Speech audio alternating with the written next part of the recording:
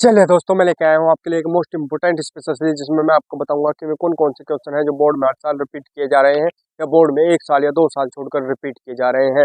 ये वीडियो बहुत ही most important रहने वाली है, क्योंकि फिजिक्स की मैंने स्पेशल सीरीज जो मोस्ट इंपोर्टेंट है वो कंप्लीट कर दी है। अगर आपने वो नहीं देखी तो आप वो भी देख सकते हैं। अगर आप 2.5 घंटे में पूरी की पूरी फिजिक्स कंप्लीट करना चाहते हैं, वे क्वेश्चन कंप्लीट करना चाहते हैं जो बोर्ड में 8 साल आते हैं या बोर्ड में 1 साल या 2 साल छोड़कर रिपीट किए जाते हैं, तो आप हमारे चैनल पर आ सकते हैं। अब लेकर आया हूँ मैं केमिस्ट्री की स्पेशल सीरीज, जिसके मैंने 16 पार्ट छोटे छोटे अपलोड कर दिए हैं। कोई 2 मिनट का, कोई 4 मिनट का।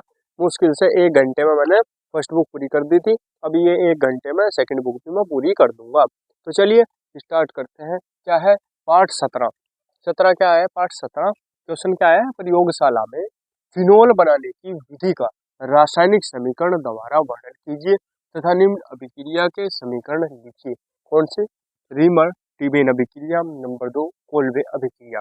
कौन कौन से सन में आया? 2017, 2018, 2019, 2020 और 2022 में। अगर किसी के पास 22 या 20 का पेपर है और उस पेपर को देखकर वो ये कह रहा कि ये 2022 में नहीं आया हुआ, तो जानकारी के लिए बता दूं कि यूपी बोर्ड के 7 सेट बने और सातों के सातों सेट आपके पास नहीं होने के, ना तो 2022 के होंगे ना ही 2023 के होंगे। मेरे पास सातों के सातों सेट है, पूरे अनसोल्ड है पिछले 7 से 8 सालों का। तो जो पर्सन रिपीट हो रहे बार बार या 1 साल या 2 साल छोड़ कर रिपीट हो रहे, मैं सिर्फ मैं ही करा रहा जो मोस्ट इंपोर्टेंट है। मैं न्यूमेरिकल कराऊंगा केमिस्ट्री के भी और फिजिक्स के भी। ठीक है, तो चलिए अब ये जो क्वेश्चन मैंने लिखा, प्रयोगशाला में फिनोल बनाने की विधि का रासायनिक समीकरण द्वारा वर्णन कीजिए। ये दो रिएक्शन ये भी समझा दी। तो इसका मतलब ये नहीं है कि पर्सन सिर्फ ऐसा ही आवा है। इसका मतलब ये नहीं है कि फिनोल पर अगर पर्सन आओगा तो इस टाइप से ही आओगा। मतलब फिनोल पर पर्सन तो आओगा, लेकिन जरूरी नहीं है इस टाइप से आवे। जिस भी मान लिया छोटा भी आ सके, ऐसा भी हो सके ये रिएक्शन आ जा कि डाई एजोनियम लवणों से फिनोल कैसे प्राप्त करोगे। ठीक। प्रयोगशाला विधि सल्फोनिक अम्ल से कैसे प्राप्त करोगे, क्यूमीन से कैसे प्राप्त करोगे। तो जो चीज जिस चीज पर क्वेश्चन पूछा जा सकता है, जो मोस्ट इंपोर्टेंट है, जो छोटे भी क्लियर हो जाएंगे, जो छोटे भी क्वेश्चन आते हैं, वे भी मैं इससे लोगों से ही आपके क्लियर कर दूंगा। आपको सिर्फ वही करने जो मैं यहाँ करा रहा हूँ। ठीक है, तो चलिए स्टार्ट करते हैं। क्या है आंसर? मैं क्या लिखेंगे? प्रयोगशाला विधि सल्फोनिक अम्ल से। ठीक है, तो देखो C6H5SO3H, ये क्या है? बेंजीन सल्फोनिक अम्ल। प्लस का है इसके साथ NaOH के साथ क्रिया कराओगे तो क्या बनेगा? Sodium phenoxide C6H5 C6H5ONa C6H5ONa। अब Na2 और क्या बनेगा? Na2SO3 plus H2। अब इसे संतुलित कर लो। देखो इधर तो एक ही Na है, दो ही है, कितने हो गए? 3 Na। 3 Na लगा दो यहाँ, 3 लगा दो, Na यहाँ भी कंप्लीट हो जाएंगे। अब O देखो 3 ही है, 3 ही है, 6 है वो, एक और 4 और एक 5, 5 O है, तो यहाँ कितने लगा दो? 2।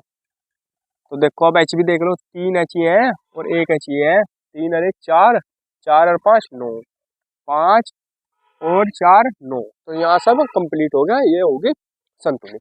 अब ये जो सोडियम फिनोक्साइड बना, ये जो सोडियम फिनोक्साइड बना, इसकी क्रिया किससे कराओ? अम्लीकृत कर दो से HCl। ठीक है, तो जब HCl से इसकी क्रिया कराओगे तो क्या हो जाएगा? फिनोल बन जाएगा C6H5OH। ठीक है, और ये Na और ये Cl ये बाहर निकल जाएगा। ठीक, देखो C6H5 C6H5OH है ना, C6H5OH, ये तो यहाँ से ले गया और ये यहाँ से गया H, तो क्या हो गया? NaCl दो बन गया, और C6H5OH ये यहाँ आ गया फिनोल। ठीक है, अब देखो, अब अगला देखो नंबर 2।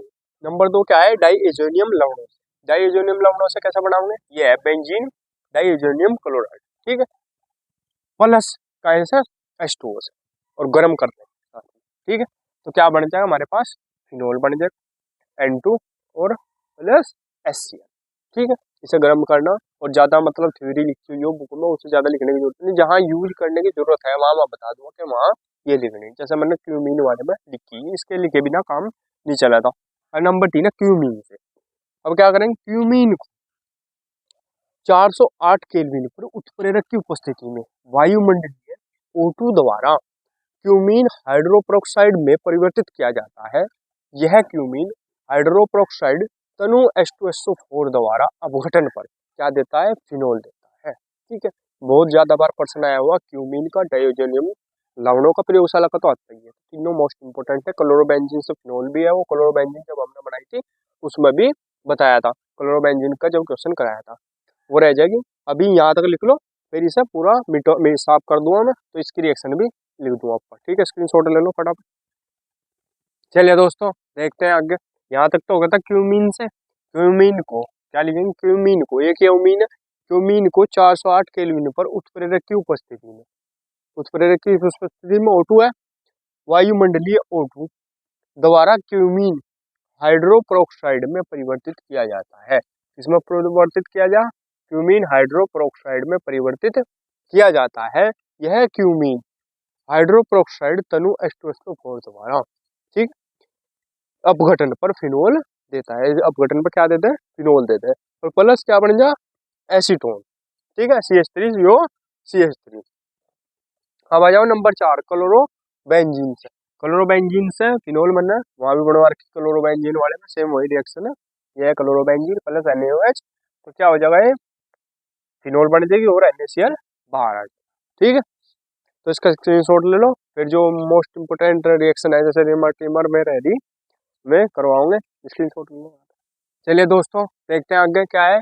फिनोल में OH समूह की उपस्थिति दर्शाने वाली अभिक्रिया, ठीक है।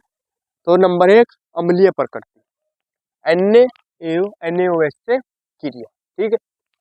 तो क्या करेंगे, C6H5OH, क्या है, फिनोल प्लस NaOH से क्रिया कराई, इसकी इक्वल टू क्या बन गया, C6H5ONa, सोडियम फिनोक्साइड जैसा पहला बना था, सोडियम फिनोक्साइड प्लस H2O बाहर निकलेगा, ठीक है।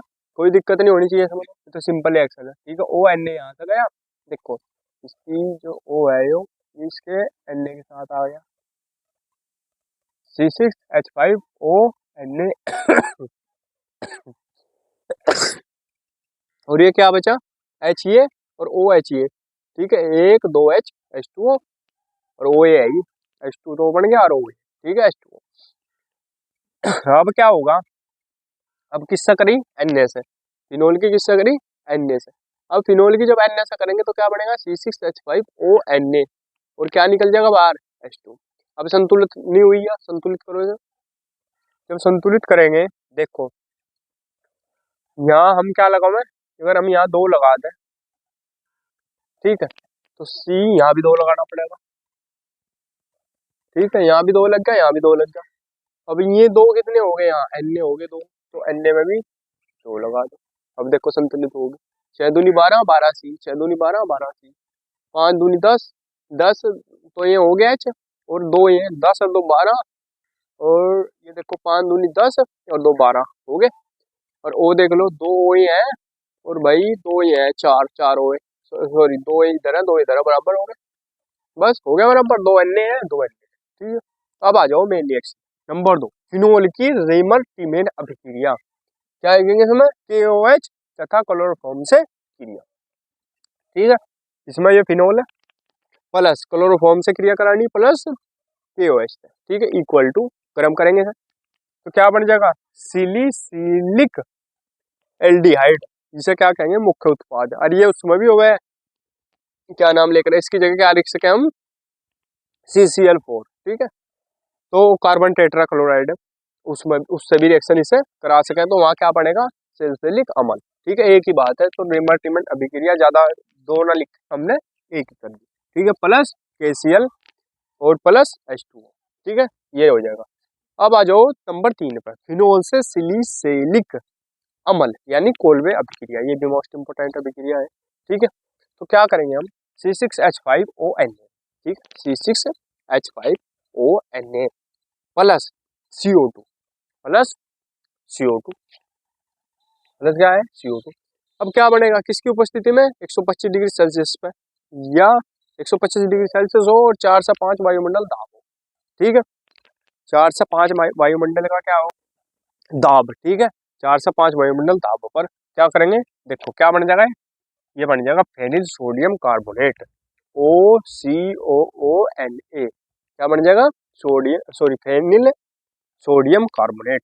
अब ये पुनर्विन्यास होगा, इसका पुनर्विन्यास द्वारा क्या बना लेगा, ये सोडियम सेलिसिनेट, ठीक है, OHCOON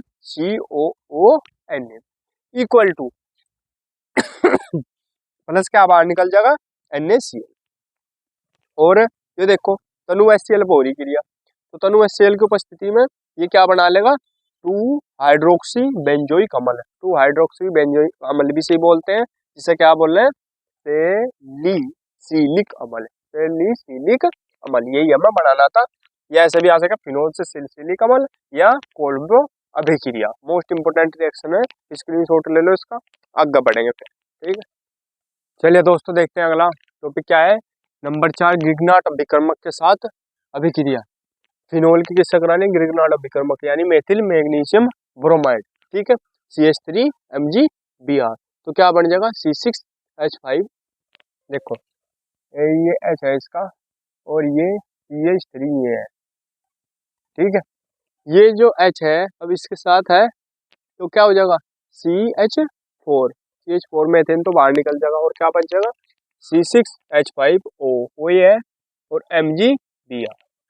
फिर नंबर 5वां टॉपिक फिनोल की Zn के साथ अभिक्रिया। फिनोल क्या है C6H5OH प्लस Zn को क्या करना गर्म, तो क्या बन जाएगा बेंजीन C6H6 और क्या बचा यहाँ देखो ZnO, वही तो बचा है ZnO, Zn के साथ आ गया तो क्या बन गया ZnO।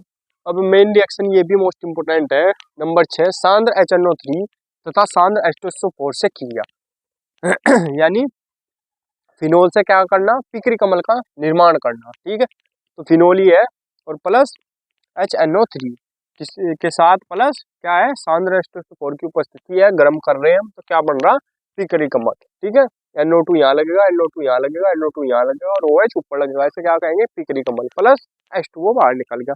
ठीक है, तो इसका स्क्रीनशॉट ले लो। ये क्वेश्चन पूरा हो गया और ये पार्ट भी कंप्लीट हो गया। मैं एक ही पार्ट में एक ही क्वेश्चन कराऊंगा जो लॉन्ग हो गया। ठीक है, मोस्ट इंपोर्टेंट क्वेश्चन है, आप इसे कर लो, छोटा नहीं होगा तो बड़ा होगा और बड़ा नहीं होगा इसमें से छोटा होगा। अगर वीडियो अच्छी लगी हो तो प्लीज वीडियो को लाइक कीजिए, कमेंट कीजिए और शेयर कीजिए और हमारे चैनल को सब्सक्राइब कीजिए। मिलते हैं अगले पार्ट में, तब तक के लिए धन्यवाद।